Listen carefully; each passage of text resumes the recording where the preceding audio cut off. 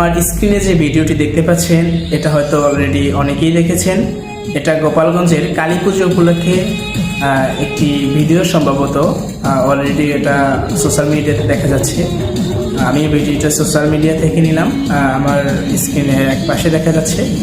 তো এখানে আপনি লক্ষ্য করলে দেখতে পাবেন আশেপাশে কতগুলো স্পিকার এবং কত আয়োজন, অথচ সেই আয়োজনটা আমাদের মানে সংস্কৃতির বাইরে বলা যায়।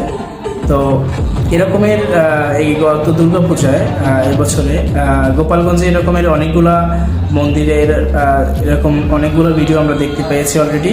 আর কালী পুজো উপলক্ষে আমরা সেম ওই রকম একটি ভিডিও দেখতে পেলাম সোশ্যাল মিডিয়াতে। আসলে এটা আমরা কখনোই আশা করি না, তারপরও এরকম ভিডিও দেখতে হচ্ছে।